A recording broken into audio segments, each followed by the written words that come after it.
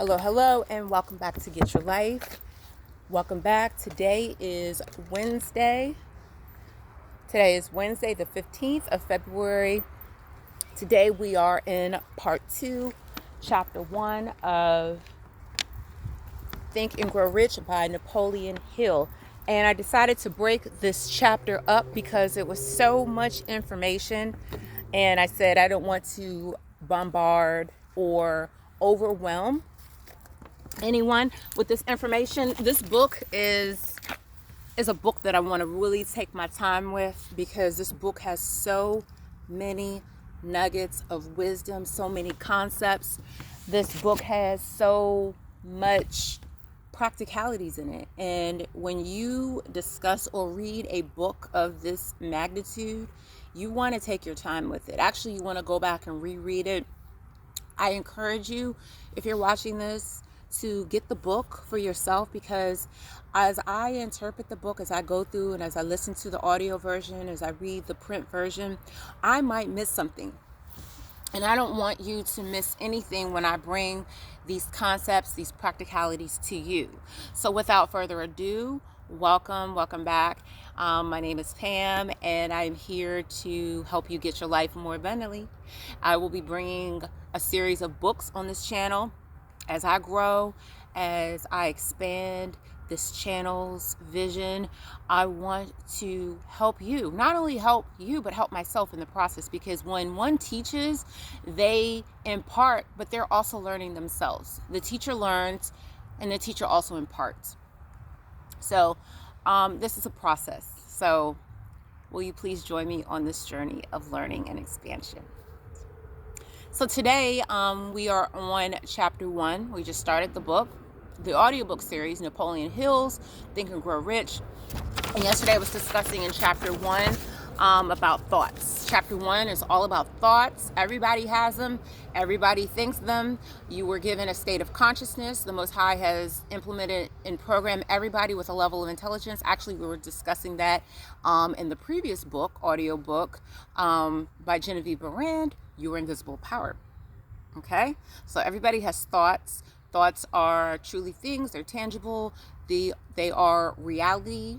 You know, you can't see them, you can't hold them, you can't touch them, but once they are transmuted into the third dimension, they become physical. They become reality. So essentially, thoughts are already reality. When you think a thing, it can become your reality. So today we're going to talk about desires. Desires are actually the topic of chapter 2.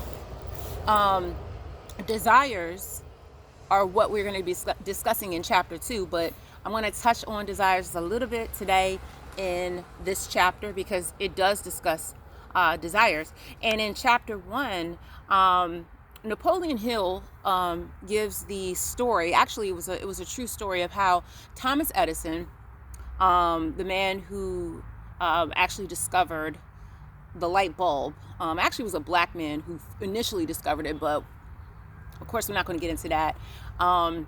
That's actually going to be something I want to discuss.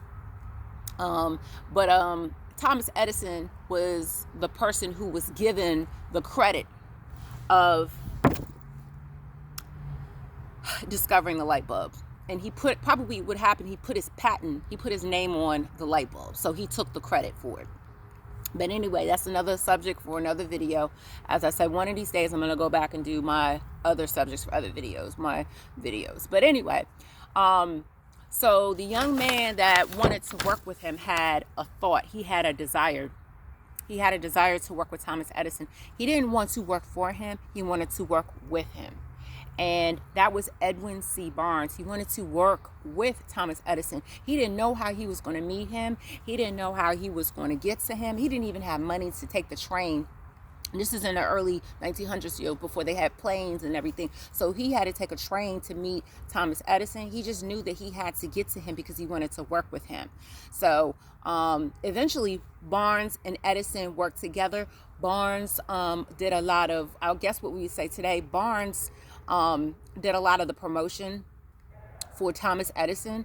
He promoted the work. He probably, made sure that he was marketed, shall I say. Back then, I don't know if they call it marketed, but he did a lot of the the marketing and probably the branding for Thomas Edison. So he probably would secure the meetings, or secure the places that they would be together, so they could, implement the function of the light bulb and promote the work of Edison. So Edwin C. Barnes and Thomas Edison eventually got together, and they worked together. So Thomas Edison was not his boss. He worked with him. He was his partner. So when you have a thought, when you have a desire, thoughts and desires go hand in hand. Yesterday we said that thoughts are mixed with three things. Thoughts are backed by three things. Thoughts have a purpose. Thoughts always have a level of persistence, and thoughts always come with a burning desire or some level of desire. And these are the drive and the motivation behind thoughts and our thought lives. Yesterday I used the example of me wanting to get back into the gym, want to get my body together. What are your thoughts? What are your burning desires? What promotes and what propels you? What motivates you to do what you do? Examine your thoughts, because I guarantee you will 9 times out of 10, if you examine your thought life, 9 times out of 10, the thoughts that we think, a lot of them aren't even really substantial. There are a lot that are, but there are a lot that aren't, because we live in a world where there are so many distractions. There are so many things that clamor for our time, our mind, our space, and attention. So if you get rid of the thoughts that aren't serving you, you are left with the ones that are what? Full of burning desires, full of persistence, and full of motivation and purpose. Woo. Turn your desires into reality. Desires are impulses of thought. They flash into your mind, and no matter what, you will have the impetus to act on them. Again, I use the example of me wanting to go to the gym, get my body back in shape. I have the impetus, I have the desire, the burning passion to turn this desire into reality, because at one point my body was on point, right? But I realized, some things happen. I got busy with life. I got busy with school. I got busy, going to my cancer treatments. So I said, okay, I'm going to get my body back in shape. Desires require what? Determination. You have to be determined to do these things. You have to be determined to set these goals, to achieve your desires, to achieve the things in life that you want. You have to set goals. You have to be determined. You have to have the impression of determination. Now, keep in mind, I warn you, desires will come with levels of defeat. Desires will come with levels of defeat. Do not worry. This is normal, but it is up to you to control your thoughts and to weed out those things that are not serving you. Desires can be transmuted. And what does transmuted mean? Desires can be transmuted. When we say transmuted, they can be, I would say, in my opinion, alchemized. And alchemy, what is alchemy? Alchemy is turning anything that might be, I would say, in my opinion, not necessarily something that's negative, but it's something that may have limitations, turning a limitation into an opportunity. Turning a mountain into something that is an opportunity. Let me give you a better example. When you alchemize or you transform something, you take it from its original state and you turn it into something that will benefit and work for you. So let me give you a better example. I'm dealing with, let's say I don't have the money to pay my bills. I will use the opportunity that I know. I have a car. I will use that opportunity and make some money doing Instacart, or make some money. I know a lot of people who do Uber Eats. I'm going to take what I have and turn it into an opportunity and make some money. Okay? I did Instacart last year and I made money. I said, okay, well, I have a car. My car works. I have gas in my car. I'm going to make some money. So I took an opportunity and transmuted it into a desired result. That essentially is alchemy. We're going to talk about alchemy in my next video, which is part 3 of this video. So again, desires can be transmuted. You can transform a desire, okay? Because a desire can start off as a thought. You can have a desire to do a lot of things, but you may not have the resources to do those desires. Just like Edwin C did not have the money to go see Thomas Edison, but he found a way to get to him. He found a way to get to Thomas Edison because he was determined.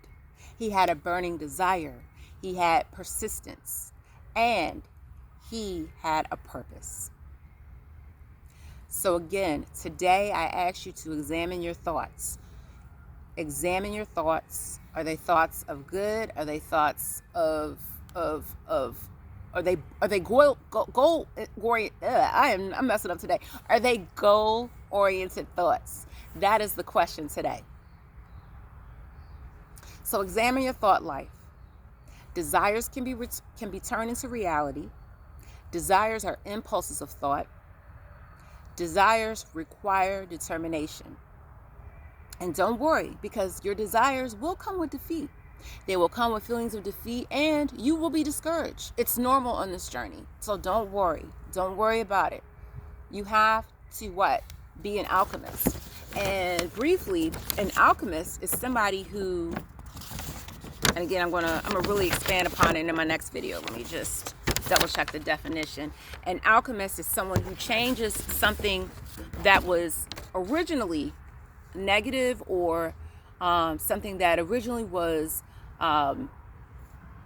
something that was out of reach, turns it into an opportunity, turns it into something for the better. It's someone who transforms something for the better.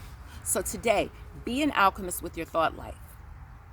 Get your life more abundantly, and I will see you in the part 3 of chapter 1 for your thoughts.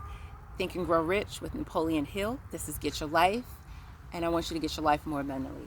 Have an amazing, blessed day. Enjoy this weather wherever you are. Smile. Be an alchemist. Think great thoughts.